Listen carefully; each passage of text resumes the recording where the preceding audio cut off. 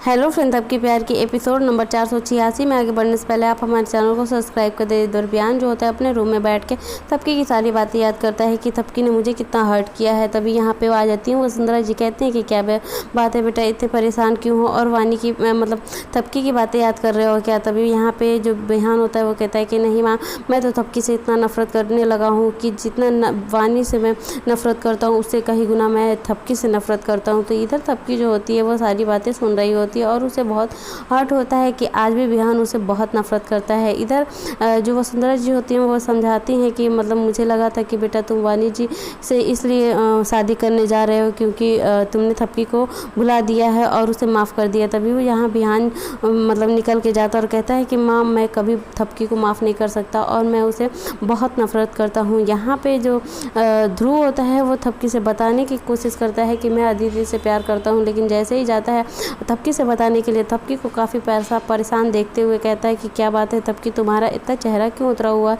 और तुम रो क्यों रही हो। तभी यहाँ पे थपकी जो होती है वो बताती है कि ध्रुव सर, आज भी बिहान मुझसे बहुत नफरत करता है, मुझे देखना भी नहीं पसंद करता। यानी कि थपकी को वो देखना भी पसंद नहीं करता है।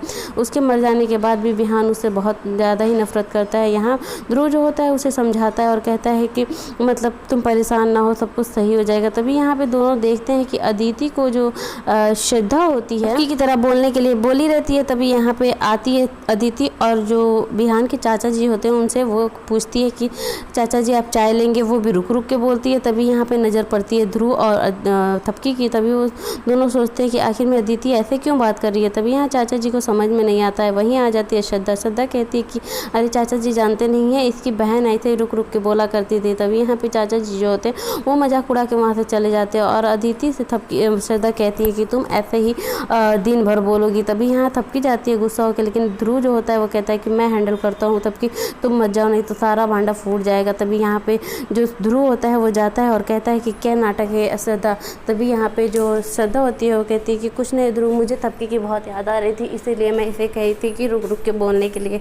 तभी ध्रुव जो होता है वो क्या करता है कि जैसे ही श्रद्धा वहाँ से जाने वाली होती है तभी वो भी थपकी की तरह रुक रुक के बोलने लगता है। तभी यहाँ पे जो श्रद्धा होती है वो कहती है कि क्या बात है, तुम्हें क्या हो गया। तभी वो कहता है कि तुम्हें बहुत याद आ रही थी ना थपकी की, इसीलिए सोचा कि मैं भी थपकी की तरह बोलूं। तभी वो वहाँ से चिढ़ के वहाँ से चली जाती है। यहाँ पे जो अदिति होती है वो कहती है कि थैंक्स सर, आपकी वजह से मतलब श्रद्धा मैम ने मेरी आज बहुत बेइज्जती की है। इधर आप देखेंगे कि कोसी और उसका हस्बैंड दोनों मिलकर अपनी शादी की सारी मतलब फोटोग्राफ्स देख रहे होते हैं और वो सारी यादें मतलब याद कर रहे होते हैं। तभी वहाँ पे बिहान आ जाता है अचानक से जब बोलता है माँ। तभी यहाँ पे चाचा जी और मतलब जो कोसी होती है वो एकदम चौंक जाते हैं कि क्या बात है, देख तो नहीं लिया बिहान। तो यहाँ पे बिहान जो होता है वो कहते हैं कि क्या बात है, आप लोग इतने डरे डरे से क्यों हैं। तभी वो कहते हैं कि कुछ नहीं बेटा, बस मतलब कुछ नहीं। तभी यहाँ पे जो बिहान होता है वो कहता है कि चाचा जी आप माँ के रूम में क्या कर रहे थे। तभी वो कहते हैं कि कुछ नहीं, मैं तो आया था गोरा होने के लिए, क्रीम लेने के लिए। तभी यहाँ पे जो बिहान होता है वो कहता है कि हाँ मैं भी आया था, मेरी गाड़ी की चाबी नहीं मिल रही थी, मैंने सोचा इधर ही कहीं होगा तो आया हूँ मैं भी चाबी लेने के लिए। तभी यहाँ जो कोसी होती है वो कहती है कि हाँ बेटा रुको ना, हम दे रहे हैं तुम्हारी चाबी। तभी वो चाबी उसको दे के वहाँ से भगा देती हैं और यहाँ पे वो लोग फोटोग्राफ्स तो वहीं एल्बम रखे रहते हैं। तभी ये लोग कहते हैं कि ये एल्बम हमारी जीन मतलब बहुत मुश्किल कर देगा, हमें यहाँ से मतलब पकड़े जाएंगे, इसीलिए हम लोग को यहाँ पे निकलना हो, इसी कुछ ना कुछ इसका ठिकाना लगाना होगा। तभी यहाँ पे जो चाचा जी होते हैं जो क्रीम लगाए रहते हैं जो कि हेयर फॉल करने वाला रहता है, यहाँ पे जैसे ही लगाते हैं उनका आधी मूछें चली जाती है। प्रीति जैसे ही चाचा जी को देखती है तो उनका मजाक उड़ाने लगती है। तभी वहाँ आ जाती है कोसी जी। कोसी जी कहती हैं कि क्यों, क्या हुआ, तुम इतने दांत फाड़ के क्यों हंस रही हो। तभी वो देखती हैं तो कहती है हाय राम, आपके मूँछों का क्या हुआ।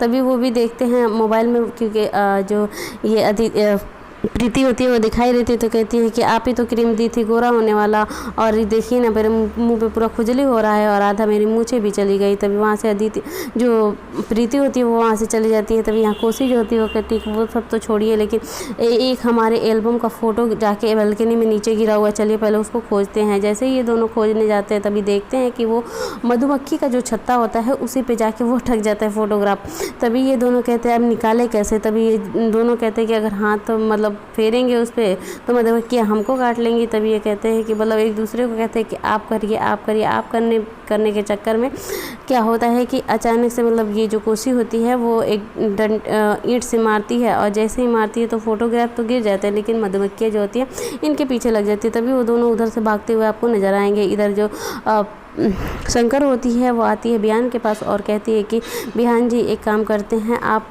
हमसे शादी भले ही ना करें लेकिन हम लोग एक नाटक कर सकते हैं वानी जी को आपसे दूर करने के लिए। आप हमसे मोहब्बत करने का नाटक करिए और इससे क्या होगा कि वानी जी आपसे दूर हो जाएंगे।